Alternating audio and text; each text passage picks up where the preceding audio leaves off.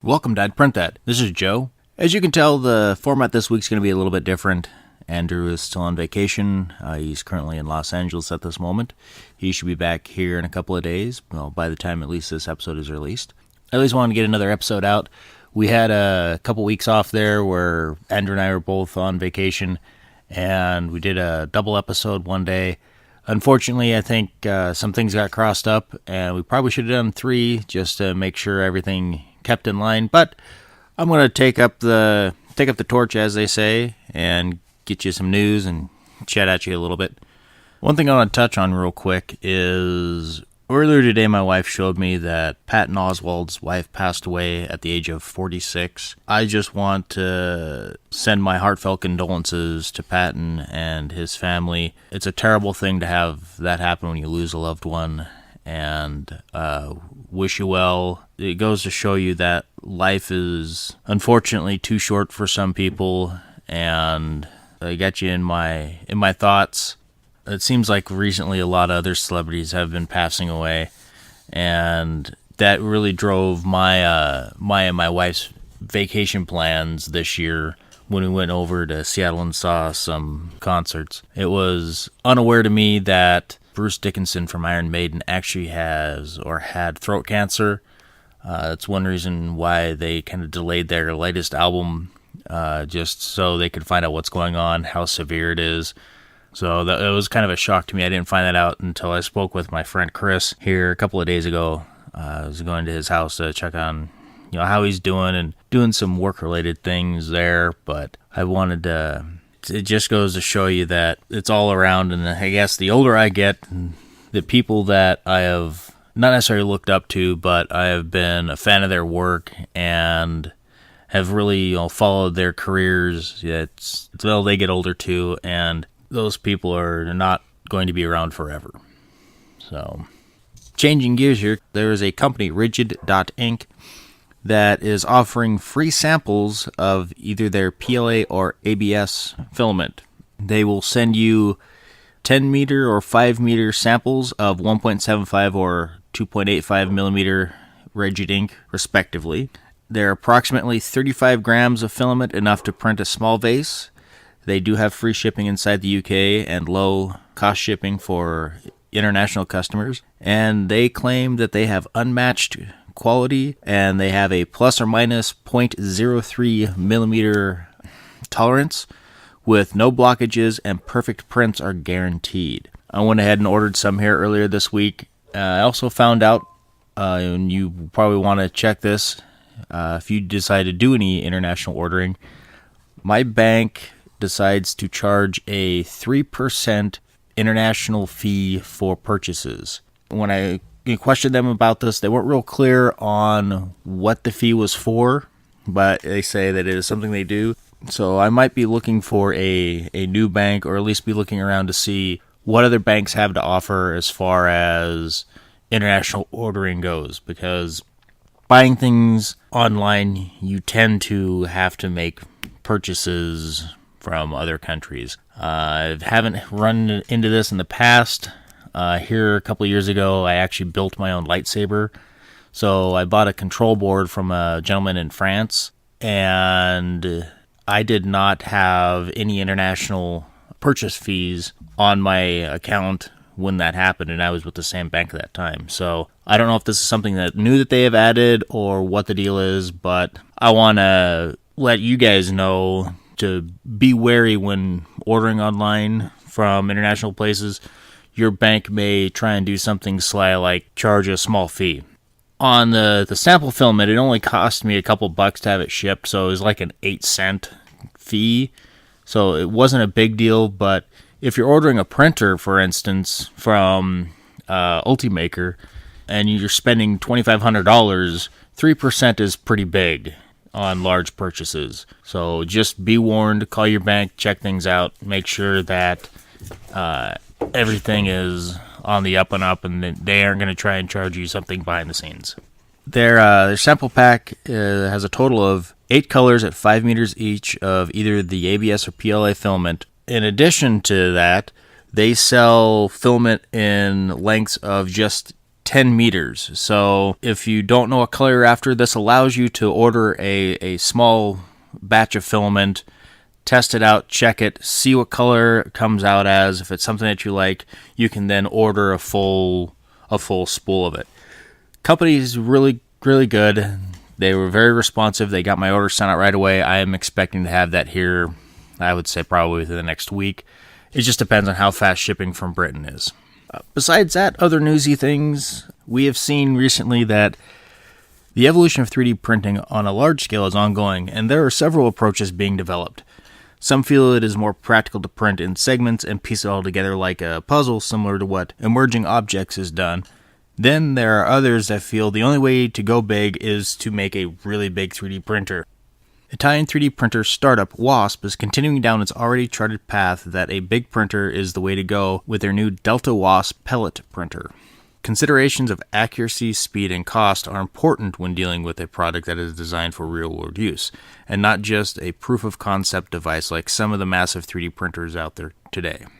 By using a Delta 3D printer design at its core, the team avoids the vibrations and speed limitations present had they had gone with a more traditional FDM 3D printer style. For the Delta Wasp pellet 3D printer, they focus on the ability to produce objects up to 1 meter tall by using nozzles between 4 and 10 millimeters in diameter. Instead of sourcing custom filament for their machine, they reduced cost by using less expensive PLA pellets. The savings from this approach are apparent right away when you consider a 1 kilogram spool of filament will run you about $35, while 1 kilogram in pellets is less than $5. And considering the machine can consume up to 10 kilograms of PLA plastic in the span of 8 hours, the savings start to add up really fast. Their 3D printer is scheduled for release online in the near future. Being able to create large-scale items at a low cost only pushes the evolution of 3D printing forward another step. And it's really great. It's cool to see that companies out there are looking not only at the small desktop form factor machines, they're actually looking at larger scale things. One of the nifty things is they're printing full-size office chairs from this printer. It goes to show that this has got real-world immediate uses, not just in the prototyping areas, but actually in practical areas as well. Going from a large format 3D printer, this deals with something quite a bit smaller. While 3D printing has been used in dentistry for a while, the technology is not as ubiquitous or advanced as it is in other areas of the medical field, but that seems to be changing suddenly. A couple weeks ago, Vertex Dental announced that they had developed the first 3D printing material to be CE Class 2A certified for long-term dental applications. And now Forum Labs has announced that they are introducing a dental first of their own. Forum Labs is now releasing the Dental SG resin, the first biocompatible resin in the 3D desktop printing industry. A Class 1 material, Dental SG is the next step in making dental procedures quicker, more precise, and ultimately more comfortable for patients. No more guesswork and excessive poking around in a patient's mouth. No more ill-fitting implants. A dental professional can now scan the inside of a patient's mouth, 3D print a customized surgical guide, prepare it ahead of time, and insert a perfectly fitted implant in a fraction of the time it used to take. Forum Labs Form 2 printer is already a popular one in dental offices. Its high resolution and large build capacity makes it ideal for the creation of 3D printed tools and surgical models, and the new biocompatible resin will significantly broaden the capabilities of dental professionals. Dental SG will be available from Forum Labs' online store. I think this is terrific. I recently had dental work done, and I, like most people, dread the dentist. It's unnerving feeling somebody drilling around in your mouth. You feel it all up in your head. There's a psychological thing that goes with it, and being able to reduce the amount of time that I am in that chair and have to really deal with with just the psychological aspects of what's going on, it's good to see, because I would prefer being able to get in, get the work done, and leave with as little pain and as little rooting around as possible. I'm sure most of us, out there have had some dental work done or are in need of dental work, and that stuff can be also expensive. And by making things quicker and easier for a dental professional to do, it means that savings is going to be passed on to the patient. So I'm really looking forward to how widely this gets adopted. Really along those lines, because when you're dealing with replacing teeth or doing work within your mouth, things have to fit within a certain space. If you have a tooth pulled, you need an implant or something like that. You need there's tolerances that need to be met, and tolerances are, in brief, the difference in size, often only tiny fractions of an inch, to the actual 3D printed item and what the design software suggested. It is up to the designer to be aware of those tolerances and design around them. So if your task is to, let's say, fit a 1/4 inch bolt through a 1/4 inch hole, it's always wise to design the hole just slightly bigger.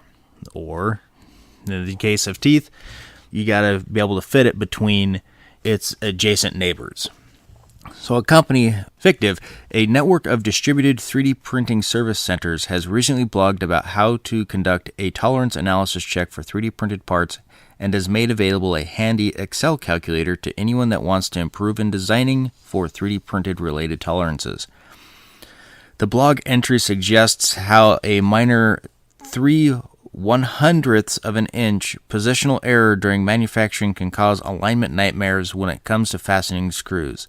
It's minor mistakes like these from design to production that can necessitate undesirable and often costly revisions down the line. To prevent this, the Fictive explanation goes through rather clearly how to conduct a few tolerance analysis tests with the help of their handy calculator, which you have to provide them with your email address to gain access to. So if you're a product developer of any kind and are a little bit uneasy of designing around the tolerance considerations needed for different types of 3D printing, I recommend giving the article and the tolerance calculator a try. This goes to an item I attempted to design here, probably about 6 months or 5 or 6 months ago, which was to help my mother-in-law who has some issues grasping small objects. Her motor control in her fingers is kind of diminished due to muscular dystrophy. And it basically it's like a clamshell device that would go over a USB connector, which would make it just a little bit bigger. So you didn't quite need to grasp onto super tiny item. You could grasp onto this little bit bigger plug to remove or insert it into the port. It all fit together properly, really well. It's that when I went to put the pieces together, there was a recessed hole and a protruding post on each one of them that when it went together, the hole would accommodate the post and vice versa on the other half. Those tolerances were just slightly off to the point where you couldn't release it or pull them apart. And when you did pull them apart, the posts broke off in the adjoining hole. So I can understand where tolerances come into play, and I think that by looking at that calculator, it would definitely help me in that sense. Being into 3D printing, I guess it kind of goes hand in hand with being a little on the thrifty side. I know that a lot of the things that I do, if I have a item that breaks, I had a trash can lid, I had an automated lid on it that broke. I'm in the process of redesigning a piece for it. It's going to save me in the long run having to buy another trash can, which costs quite a bit, and I can reuse this product that has done good for us. And that goes with most anything. If you have a little plastic piece that breaks, redesign it, print it, Save yourself some money. This goes right in hand with that. There was an Instructable user, Yenfree, has developed a low-cost, about $15 3D scanner that can be assembled with a smartphone, 2 containers, and some milk. The unusual contraption received the runner-up prize at the Penn State 2016 Hack PSU Hackathon. If the thought of using milk to create a 3D scanner sounds strange, well, that's because it is. However, the milk-based device, which has been entered in the 2016 Instructables 3D printing contest, actually demonstrates a remarkably effective method of 3D image capture, breaking a scanned object into layers which can then be captured by a camera. The project, Got Mesh, consists of 2 large containers, one on top of the other, with holes in the underside of the upper container and the lid of the lower container. The object to be scanned is placed in the upper container, which is then filled with enough milk to fully cover the object. As the milk begins to slowly drain from the upper container to the lower container via the 2 holes, an image capture device such as a smartphone or DSLR camera is used to take pictures of the object at each stage of its reducing submersion. This effectively produces a 2D image of each layer of the object, with the milk concealing lower layers. An OpenCV Python script then converts the image to a 3D point cloud mesh. If desired, can be converted into an STL file for 3D printing. Although Yenfree wrote the Python script for the 3D scanner, the idea to use submersion as a 3D scanning aid is not the user's own. In fact, the creator of GotMesh has acknowledged some debt to an earlier milk scanner project, the work of Instructable users Fizy. It's kind of nice to see that people are thinking, well, kind of outside of the box when it comes to 3D scanners, and you don't have to actually use the actual traditional scanning method by using like a Kinect or an actual other type of photography device. I've seen a few out there, one where it takes, I think we talked about it at one point, there's an Arduino controlled turntable with a DSLR camera, and it uses a IR sensor where it turns the object slightly, triggers the IR, which then triggers a shutter on the camera, and you get a full set of 360-degree images of the object, which can then be converted into a STL file or a 3D model. This here just takes that idea, a similar idea, but makes it a little bit cheaper. While I don't know if you necessarily would want to use milk for something like this, you could probably use similar colored liquids that have the same fluid density. Probably don't want to use something similar in color to the object that you're trying to 3D scan, but being able to take fairly dense liquids or moderately dense liquids, I would say, and use the same technique, you could get some pretty nice scans. So on the other side of the coin here, if we're going from a $15 milk-based 3D scanner, a new carbon nanotube filament from Avante demonstrates how much more advanced in 3D printing filament chemistry can be. The new Philo 1 gray filament from Avante Technology is one of very few materials specifically designed for 3D printing engineering applications. Incredibly, this material provides a range of really interesting properties that I suspect would be just what many engineers are seeking. It's mechanically strong, significantly stronger than ABS. It's highly resistant, it flexes and recovers without crazing or cracking. It is chemically resistant, impervious to most common acids and caustic compounds. It's hydrophobic, no dyeing required before printing, and printing is unaffected by humidity. It is safe to handle, no chemically toxic outgassing during printing. It's lighter, much lighter than nylon, ABS, or polycarbonate, or PEEK. So 1 pound provides 5 to 20% more filament by volume than these other materials. The chemical resistance is quite interesting. Here are more details of what Avante has been testing. Acids, dilute sulfuric acid, phosphoric acid, citric acid, boric acid, benzoic acid, and acetate acid.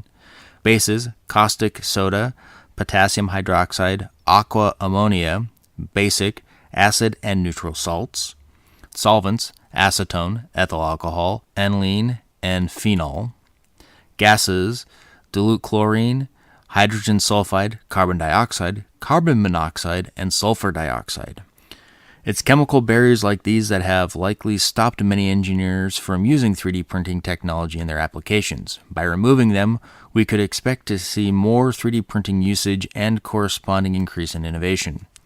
This new filament is kind of a second wave of 3D printing materials. The first wave involved simply reusing existing filaments and plastics that were designed years ago for other purposes. Asante Technology seems to be in that second wave, as they are producing several very unique filaments that, while not for everyone, could offer attractive properties to those doing engineering or industrial design. How much does a new filament cost, you may ask? Well, it is a bit pricey, but that's what you should expect from a very powerful and specifically useful material.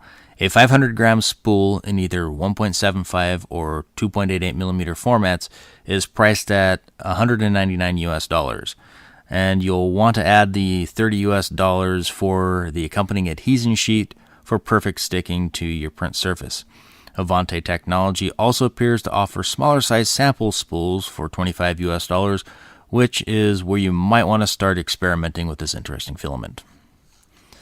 Now, they don't state if you have to have a special type of print head for this, how abrasive it is, if it requires if you can use your standard brass extrusion nozzle, or if you have to upgrade to something a little more exotic. So it's going to be interesting to see where it goes. I might see about coming up with a couple of bucks to see if I can get a sample of this stuff, because being able to print something that is very strong and very lightweight could be in the future. And seeing as how we're on the story of breakthroughs, scientists have made a breakthrough with the material ceramic, which could mean that jet planes, spaceships, and even one day car engines could be better than ever.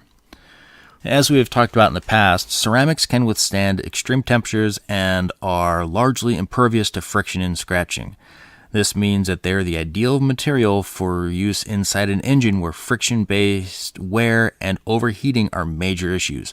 The problem is that ceramics are difficult to mold into complex shapes, or at least they were. Scientists at HRL Laboratories in California, which is owned and funded by Boeing, DARPA, and General Motors, had developed a way of making ceramics in a 3D printer. That means previously impossible shape manufacturing can now be achieved. While this breakthrough is currently focused on jet engines, the use of ceramics means far less wear and greater heat resistance in jet engines, so they can run at far higher efficiencies and far more power with longer lifespans. I'm glad to see that 3D printed ceramics is being moved farther down the field. It's being looked at a little more seriously. It is being developed into a technology that not only will benefit manufacturers of these devices, jet engines and cars and such, that it might reduce our dependencies on oil. And if we can reduce our need for oils, even if it's just the little bit that we use within our internal combustion engines, I think that is a step in the right direction. For those of you who have been following recent developments or keeping track of the industry, the creator and main developer of popular 3D printing software Octoprint has launched a call for funding through crowdfunding platform Patreon. Octoprint, which you may already know, is a web interface for 3D printers that allows you to easily control and monitor your 3D printer and 3D print jobs from virtually any browser on your network. Or if you are creative and can do a little routing and port forwarding, you can monitor your prints from anywhere with an internet connection. Maybe we'll do a tutorial on that at some point. The versatile software, which can run on almost any computer from a simple Raspberry Pi to a gaming rig to your laptop, has offered makers everywhere an effective way to keep track of their prints, whether or not they are standing in front of their 3D printers. The software has also, since its creation in late 2012, predicated itself on being a free and open source software. I purchased a Raspberry Pi 3 here about a month ago, I guess, and I have installed and am running a version of Octoprint on it. I haven't quite got it 100% set up, but it is, the web interface is live, and really at any point I could plug it into my 3D printer and then have it be a wireless network monitoring piece of hardware. It's very cool. If you have not looked at Octoprint, go check it out. As with any free and open source software, however, comes a question of income for the developers. And as explained on her Patreon video, running and maintaining the software has become a full-time job for her, which unfortunately cannot quite pay the bills. Up until recently, her innovative work has been backed by a Spanish company, BQ, which allowed her to work on the free software while also making a living. For unspecified reasons, however, the sponsor is no longer funding the software, which is why the German-based developer is calling out to the maker community for pledges. The Patreon crowdfunding campaign has already helped her to raise $1,676 a month, which is already a good start for funding her innovative work. For the moment, the pledges run from $1 to $20 a month, with rewards ranging from patron input to video chats with development updates to a patron credit on Octoprint's About page. According to the developer, she is also working on adding a donation button so those who do not want to commit to a monthly payment can make a single donation. With the generous donations from the makers who use her software, she hopes to further develop and keep working on her software with the added input of its users.